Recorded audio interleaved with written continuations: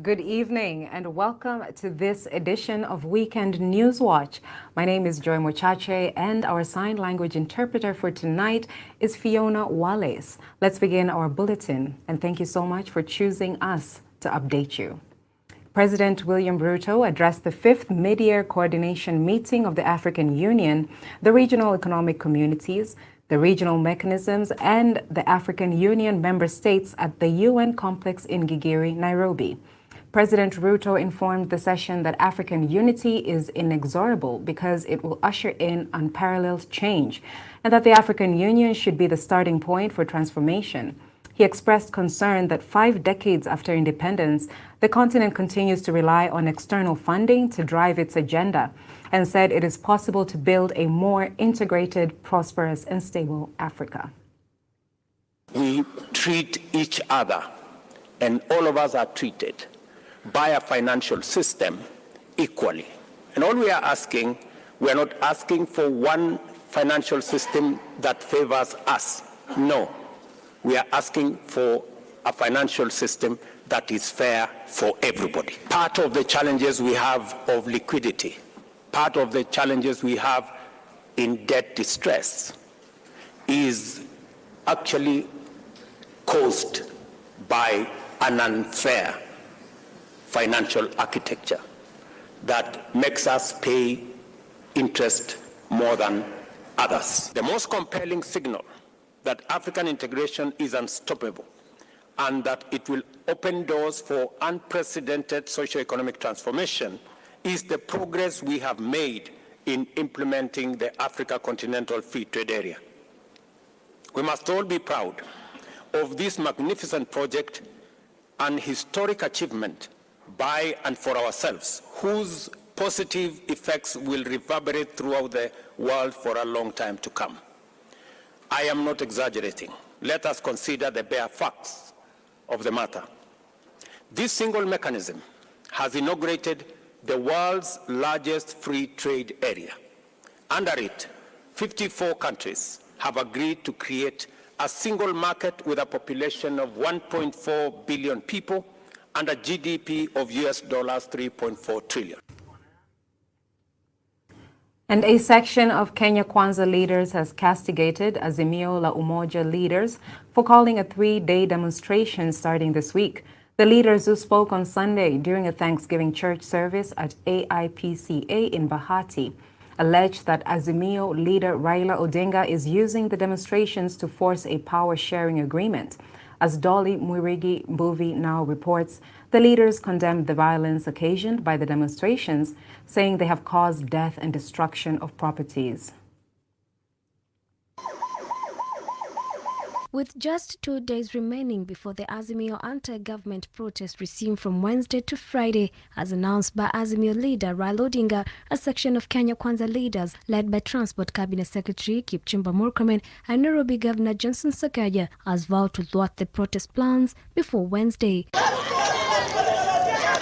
Transport Cabinet Secretary Kipchumba Murkomen has called upon former President Uhuru Kenyatta to stop what he claims to support opposition leader Raila Odinga in organizing protest against the government. Kama huyu mzee angewachwa peke yake, angekuwa tayari amefanya uamuzi tofauti. Na mimi naomba Mheshimiwa Uhuru Kenyatta kama rais mwenye amekuwa hapa, kama vile watu Musa alimwambia watu wa Israeli anaitwa nani? Farao alimwambia let my people go. I think I want to tell Uhuru Kenyatta, because I know him, let Raila go, leave him alone. Ile nguvu unampatia, ile uchochezi unampatia, ile mali yako wa Kenya walisaidia baba yako na kukusaidia uko nayo, unatumia vibaya kuchafua maisha ya watu wengine ambao ni mahasla wanajimudu kimaisha. Let Raila go. Let him make his personal decision. We will deal with him as an individual. Murkomen, however, has asked the opposition leader to change his mind about the ongoing protest, which he is scheduled to return on Wednesday. Hata kutoka hii kanisa nataka kumwambia mzee Raila Odinga, siku ya kubadilika na kupenda amani is not too late. You can still change your mind and believe in a united country. Wewe ukiona mzee kabisa amefika 80 something years, bado anafanya maandamano, nyinyi mnafikiria kweli hiyo tu ni mtu kawaida? Si ni pepo ambaye ni mbaya sana. Yani at that age ungekuwa una relax, unakaa na watoto yako, unapanga, na kama hata ulifanya dhambi kidogo kidogo unaanza kuambia Yesu nakupenda sana, unajua kwa sababu masaa imekuwa saa 11 ndio ile inaenda saa 12. Ama namna gani? This is the time to look for peace. And I want to tell Mheshimiwa Raila, when the president gave you an olive branch, akatangaza akasema twende bunge tuongee, haikuwa weakness. He did that for the better of the country. President William Ruto ashaosha mkono yake, alishaweka the ball to your court. Wewe ndio mwenyewe umekimbia kutoka meza ya mazungumzo katika bunge pale. On his part, Nairobi Governor Johnson Sakaja has also called upon Raila Odinga to halt demonstration, vowing to prevent the recruitment of youth to take part in the protest. Na mimi naomba wenzetu ambao wako kwa upinzani, tumekuwa hapa na wabunge, tuko na MCAs Nairobi, tunafanya kazi sote. Tumesema lazima tudumie watu wa Nairobi. They need to give the president time, and they need to support his agenda. You cannot cut your nose to spite your face. Hii Kenya ikichomeka hatuna ingine. Hatuna Kenya B. Hakuna servants quota ati tutahama tukitengeneza Kenya hii. Najua kuna wale wametaja yule alikuwa kiongozi. Sidhani wanamtaja kwa nia mbaya. It is because we know what he is doing. He, however, noted that he was in constant communication with the president to find a peaceful end to the cycle of protest. The Azimio Union has planned a protest for 3 days in a row from Wednesday. President William Ruto and Interior Cabinet Secretary Professor Kithure Kindiki have issued a strong warning to Azimio against violent protests in the country, confirming that the government will not allow such protests to take place. Dolly Wilbekimbuvi for Hope TV, Nairobi. The Evangelical Alliance of Kenya, EAK, is now calling for dialogue between the government and the opposition following the escalating political temperatures in the country, occasioned by anti-government protests. EAK has also urged the Azimio la Umoja to indefinitely call off the weekly protests to allow space for dialogue and peaceful consultations. Here's Alice Diana with more.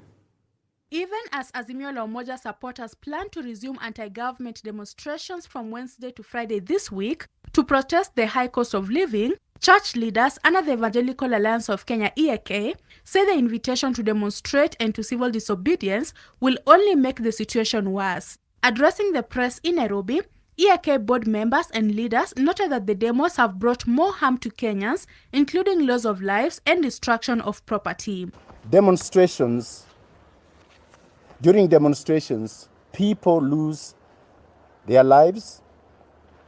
People were violently robbed of their property and personal belongings. Some Kenyans including women and children and young people and old, walk up to their daily work, returning home, having lost some things or everything that they worked for. The clergymen have also called on all political leaders from political divide to cease political hostilities and embrace dialogue. We consequently invite our political leaders, both in opposition and government, to have mercy on Kenyans and provide selfless leadership in public interest. Take accountability for their decisions and actions and work to improve the welfare of Kenyans. We urge them to reason together and resolve the Kenyan economic problems peacefully. The men of cloth who also noted that Kenyans are going through difficult times economically following the high cost of living also called on the government to come up with short-term and long-term solutions to cushion Kenyans from further suffering. The government to listen and take heed of the cry of citizens and provide short-term targeted solutions that will cushion the ordinary Kenyan from suffering, as well as put in place long-term solutions. Most Kenyans are at a crossroad. They have no help. Let the government act mercifully, not ruthlessly. Meanwhile, Christians and Kenyans at large have been urged to turn to prayers, with the church leaders saying they shall seek to be part of the solutions to Kenya's problems and present challenges. When we needed peaceful elections, we prayed. When we had severe drought, we prayed. In each of these cases, God answered our prayers, and He shall answer our prayers again. Let us go to our knees. Alice Diana, Hope TV Newswatch.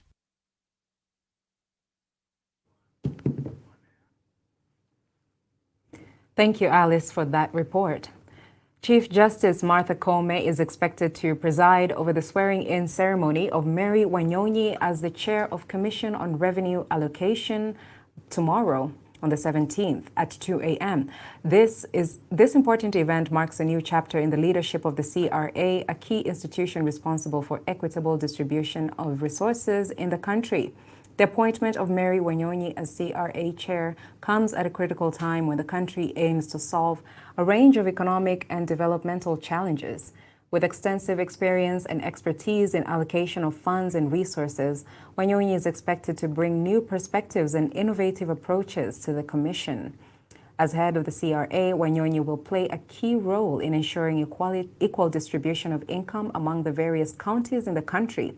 The Commission's role is to advise both national and county governments on resource allocation, ensuring that no region is left behind.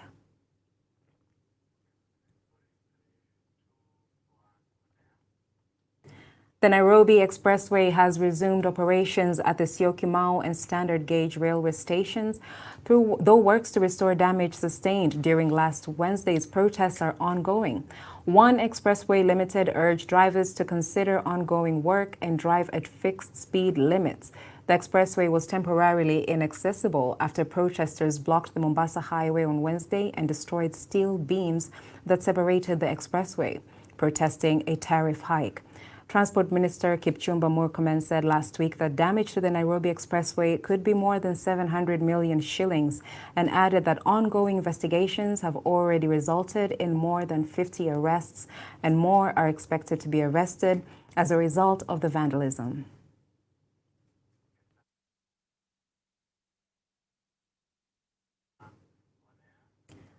Nine bodies have been recovered after flood waters in South Korea caused by days of heavy rains poured so rapidly onto the subway that passengers and drivers were trapped in their cars, unable to escape.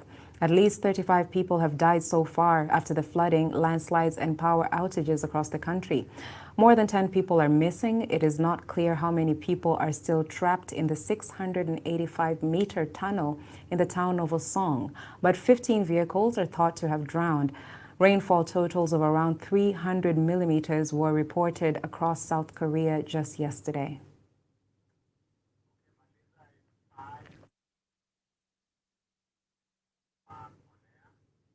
And that's all that we have for you for this evening. We wish you a blessed night ahead and a great thank you to everyone who made this bulletin possible, including directors, producers, editors, and our sign language interpreter, Fiona Wallace. I'm Joy Mochache. I wish you a blessed night ahead.